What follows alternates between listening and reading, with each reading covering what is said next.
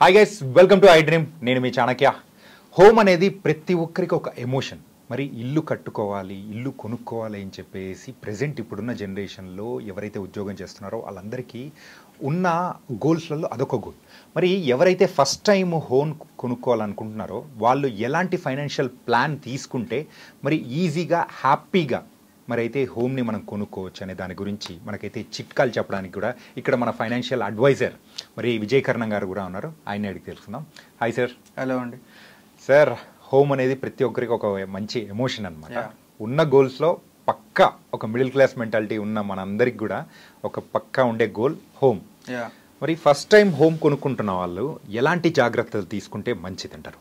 Home plan చేసుకోవాలనుకున్నప్పుడు first thing మనకు వచ్చేది emotional things అండి. చాలా ఎందుకంటే లాంగ్ డ్యూరేషన్గా చాలామంది రెంట్స్లలో ఉంటారు, లేకపోతే వేరే వేరే ప్లేసెస్లలో ఉండి లాస్ట్కి డెఫినెట్గా ఇది ఇంత కాదు, ఈ ఓనర్స్ టార్చర్ కానీ ఇదంతా కాదు, మనం ఖచ్చితంగా ఒక హోమ్ ఉండాలని ఎమోషనల్గా ఉంటారు.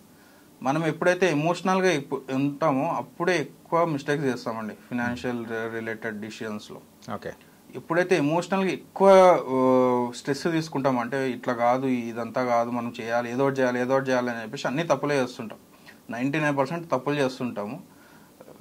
ఒక 1% మాత్రం కొంచెం అవేర్నెస్ ఉన్న వాళ్ళు మాత్రం బయటపడుతుంటారు వీటిలో. First thing. ఇక్కడ సెకండ్ థింగ్ వచ్చేసి హోమ్ తీసుకునే వాళ్ళు రెండు మూడు కేటగిరీస్ డివైడ్ చేసుకోవచ్చు. First thing salaried employees. Salaried employees home plan చేయడం ఒక పద్ధతి మీద ఉంటుంది, బిజినెస్ వాళ్ళు చేసే ఒక పద్ధతి మీద ఉంటుంది, వేరే వాళ్ళది ఇంకోటి. అంటే ప్రొఫెషనల్స్ ఉంటారు వాళ్ళు, అంటే సిఎస్ కానీ డాక్టర్స్ కానీ ఇట్లా, అంటే వాళ్ళు బిజినెస్ కాదు ఇట్లా అని జాబ్ కాదు, వాళ్ళది సపరేట్ కేటగిరీ కింద మనం కన్సిడర్ చేసుకోవచ్చు వాళ్ళని. ఎందుకంటే వాళ్ళు హై నెట్, అంటే వాళ్ళు హై ఇన్కమ్ ఉంటుంది, అట్లని కంప్లీట్ బిజినెస్లో కూడా ఉంటారు వాళ్ళు.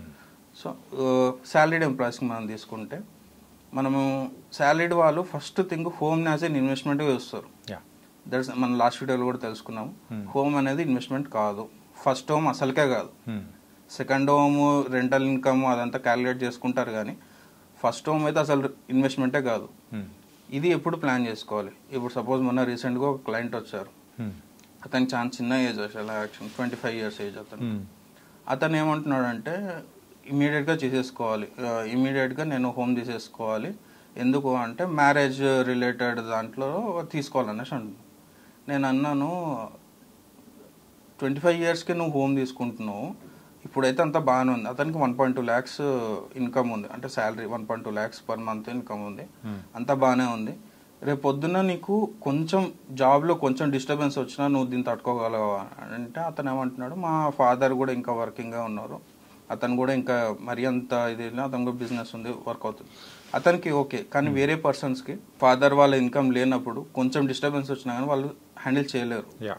సో ఇప్పుడు హోమ్ అనేది ఇప్పుడు వాళ్ళకి నేనేం చెప్పాను అంటే, మీరు తీసుకోండి, కానీ మీరు ముందే కూర్చొని మాట్లాడుకోండి, మీ పేరెంట్స్తో కూర్చొని మాట్లాడుకోండి. ఒకవేళ డిస్టర్బెన్స్ వస్తే మాత్రం డెఫినెట్గా మీరు కూడా సపోర్ట్ చేయాల్సి వస్తుంది, అప్పుడు నేను తీసుకోగలుగుతాను, అప్పుడే మీరు ముందరికి కాండి అని చెప్పాను. దాని ప్రకారం వాళ్ళు ప్లాన్ చేసుకున్నారు.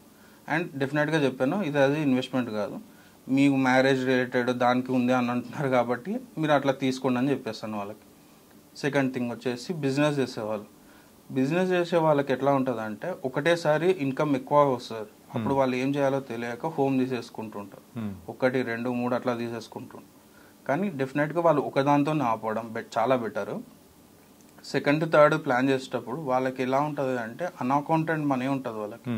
సో వాళ్ళు ఏం చేయగలుగుతారు, వాళ్ళకి అకౌంట్స్లో చూపించలేని అమౌంట్ని వాళ్ళు ఇట్లా రియల్ ఎస్టేట్లో కానీ హోమ్లలో కానీ ఇన్వెస్ట్ చేసి దానికీ రెంటల్ ఇన్కమ్ తీసుకుంటుంటారు. సో వాళ్ళకి మంత్లీ ఇన్కమ్గా పనికొస్తుంది. ఇది మంచి స్ట్రాటజీ యాక్చువల్గా. కొంతమంది ల్యాండ్ లార్డ్స్ ఉన్నారు నా దగ్గర, అంటే కొంతమంది క్లయింట్స్ ఉన్నారు, వాళ్ళు ఏం చేస్తారంటే, వాళ్ళకి ఎక్కడ ల్యాండ్స్ ఉంటే అక్కడ అంత కమర్షియల్ ల్యాండ్స్ కానీ అన్నిట్లలో షెటర్స్ వేసేసి దానిపైన రెసిడెన్షియల్ ప్రాపర్టీస్ పెట్టేసి పైన ఇన్కమ్ తీసుకుంటున్నారు, పైన అంటే రెసిడెన్షియల్ ఇన్కమ్ వస్తుంది, కమర్షియల్ ఇన్కమ్ వస్తుంది. It's a good strategy, very good strategy. కానీ శాలరీడ్ ఎంప్లాయీస్ వచ్చేసి మేము ఇది చేస్తాం అనేసి అంటారు. ఎట్లా వర్కౌట్ అవుతుందండి వాళ్ళకి? వర్కౌట్ కాదు. ఎందుకంటే వాళ్ళు 9 to 5 జాబ్ చేయాలి. రేపు పొద్దున కమర్షియల్ తీసుకున్న వాళ్ళ షాప్స్కి ఏదైనా ఇష్యూ వచ్చిందంటే తను జాబ్ వదిలిపెట్టి అక్కడ వర్క్ చూసుకోవాల్సి వస్తుంది. సో ఈ ఛాలెంజెస్ అనేవి ఉంటాయి. మీరు జాబ్ చేయాలి అంతే, మీరు బిజినెస్ చేయొద్దు. బిజినెస్ చేయాలి, వాళ్ళు జాబ్ చేయొద్దు. ఎవరి పని వాళ్ళు చేయాలి. మీరు నిజంగా బిజినెస్ ఇంట్రెస్ట్ ఉంటే జాబ్ వదిలిపెట్టేసుకొని బిజినెస్ చేయండి. అంతేగాని రెండు చేస్తామని చెప్పేసి 9 to 5 జాబ్ని రిస్క్లో పెట్టకండి. అట్లాగని బిజినెస్ చేసే వాళ్ళ దగ్గర మీరు ఇన్వెస్ట్ చేయడం బెటర్. ఇంకా అట్లా మీరు మీకు ఇన్కమ్ కావాలి అనుకుంటే ఒక 10 members కలిసేసి చేయడం బెటర్. కానీ మీరు ఓన్గా దిగడం అనేది చాలా risk thing. Okay. Second thing, ఇప్పుడు మనకి హోమ్ తీసుకోవాలి ఫస్ట్ టైం బయర్స్ ఉన్న వాళ్ళకి ఏం చేయాలి అంటే, మీకు 1 CR 2 CR మీకు లోన్ ఎలిజిబిలిటీ ఉంటాయి. ఇప్పుడు అందరికి శాలరీస్ పెరిగాయి కాబట్టి 1 CR 1.5 CR ఉంటుంది. నా ఫస్ట్ సజెషన్ చెప్తానండి, మీకు ఎంత ఎలిజిబిలిటీ ఉందో దాంట్లో 60% 50% మాత్రమే తీసుకోండి. ఓకే. అంటే మీ హోమ్ ప్లానింగ్ కూడా అట్లాగే ఉండాలి. అంటే ఫర్ ఎగ్జాంపుల్ ఇప్పుడు ఒక హోమ్ మనం 1 crore వచ్చే ఎలిజిబిలిటీ ఉందనుకుంటే అందులో హాఫ్ అన్నట్టు అంటే 50 హోమే 50 lakhs ఉండాలి. ఓకే, హోమే 50. ఎందుకు చెప్తున్నానంటే ఒక క్లయింట్ని కలిసాను, వాళ్ళు కూడా ఇదే చేస్తున్నారు. ఇంత అంటే స్ట్రెస్ ఫ్రీ లైఫ్ వాళ్ళు లీడ్ చేస్తున్నారు అంటే వాళ్ళకి ఉండే ఇన్కమ్లో హాఫే వాళ్ళు ప్లాన్ చేసుకుంటున్నారు అన్నిటికీ. ఇప్పుడు నేను 100 rupees నేను స్పెండ్ చేయగలుగుతున్నాను అంటే ఓన్లీ 50 rupees మాత్రమే స్పెండ్ చేస్తున్నారు వాళ్ళు. సో చాలా స్ట్రెస్ ఫ్రీ లైఫ్ ఉంది వాళ్ళకి. సో సేమ్ అట్లాగే మీరు ఇప్పుడు హోమ్ లోన్ మీకు 80 lakhs 90 lakhs ఉందంటే మీకు ఇంత ఎలిజిబిలిటీ ఉంటే అంత హోమ్ తీసుకోకండి. దాంట్లో ఓన్లీ 50% మాత్రమే తీసుకోండి, 50 to 60% మాత్రమే తీసుకోండి. First thing. సెకండ్ థింగ్, మీరు ఏ రోజైతే హోమ్ లోన్ స్టార్ట్ చేస్తారో 10% of the home loan, 10% of the EMI, at least home loan 10% of the EMI మీరు ఎస్ఐపి స్టార్ట్ చేయండి సేమ్ డే. ఇప్పుడు సపోజ్ ఒక పర్సన్ 50 lakhs హోమ్ లోన్ తీసుకున్నాడు అనుకుందాం, 1 CR ఎలిజిబిలిటీ ఉన్న అతను 50 lakhs తీసుకున్నాడు అనుకుందాం. 50 lakhsకి అతనికి అప్రాక్సిమేట్గా ఒక 40,000 వరకు ఈఎంఐ పడుతుంది. ఈఎంఐలో 10% అనుకుంటున్నాం కాబట్టి 4,000 ఎస్ఐపి చేస్తున్నాడు. ఈ హోమ్ లోన్ టెన్యూర్ ఎంత ఉంటుంది? 25 years ఉంటుంది, 20-25 years ఉంటుంది. ఇన్ కేస్ అతను 20-25 years కంటిన్యూస్గా ఈ 4,000 మాత్రమే, మళ్ళీ దాన్ని పెంచమని కూడా చెప్పట్లేదు, 40,000 మాత్రమే, 40,000 ఈఎంఐ, 4,000 ఎస్ఐపి.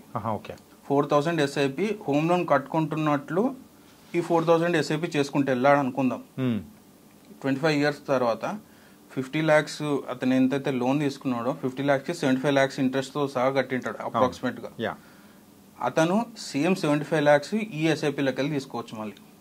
వా, సూపర్ సార్. అంటే అతను హోమ్ ఫ్రీగా ఉన్నట్లు.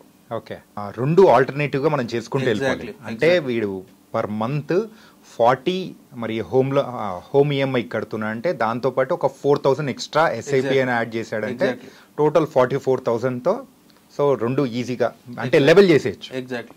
నేను ఫస్ట్ మీకు చెప్పాను కదా 50% ఎందుకు తగ్గియాలి అని చెప్పి, దీనికోసం. ఓకే, మీరు 1 crore ఎలిజిబిలిటీ ఉంది అని చెప్పేసి 1 crore తీసుకున్నారు అనుకోండి, మీకు ఈఎంఐ 80,000 అవుతుంది.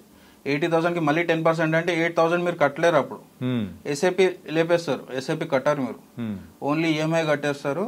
25 years తర్వాత మీ హోమ్ మీ పేరు మీదకి వస్తుంది.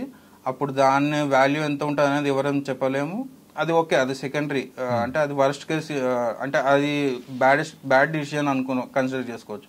కానీ ఇప్పుడు మనం 50% తగ్గించుకొని ప్లస్ ఈఎంఐ మనం ఈఎంఐ ప్లస్ ఎస్ఐపి కన్సిడర్ చేసుకున్నాం అంటే సపోజ్ మీకు వచ్చే ఈఎంఐ 40,000 కాకుండా 44,000 అనుకోవాలి మీరు. ఇప్పుడు సపోజ్ ఒక క్లయింట్ ఉన్నారు, వాళ్ళకి నేను చెప్పాను 40,000 కాదండి 44,000 అనుకోండి మీరు ఈఎంఐ. సేమ్ డే పెట్టుకోవాలి. అందుకే మనం ఇన్వెస్ట్మెంట్ అనుకున్నాం కానీ దాన్ని ఇన్వెస్ట్మెంట్ కాకుండా అదొక ఈఎంఐ లాగా కన్సిడర్ చేసామనుకోండి, డెఫినెట్గా 25 years కన్సిడర్ చేస్తాం మనం, 25 years కంటిన్యూ చేస్తాం. వన్స్ అది కంటిన్యూ అయ్యింది అనుకోండి, డెఫినెట్గా ఈ గోల్ రీచ్ అయిపోతాడు. ఆ అమౌంట్ వచ్చిన అమౌంట్ ఉంటుంది కదా, దాంతో మళ్ళీ మీరు ఇంకో ఇల్లు కొనుక్కోవచ్చు, లేకపోతే అది మళ్ళీ వేరే ఇన్వెస్ట్మెంట్ అని మీరు చేసుకోవచ్చు. Super sir. ఈ మిరాకిల్స్ అన్ని ఓన్లీ లాంగ్ టర్మ్ లోనే అవుతాయండి. ఓకే, డెఫినెట్ గా 10+ years ఉండాల్సిందే. మీరు 10+ years ఉంటేనే మీకు ఇవన్నీ వర్కౌట్ అవుతాయి. లేదు నేను 3 years ఉంటా 5 years ఉంటా అంటే ఇవి వర్కౌట్ కావు.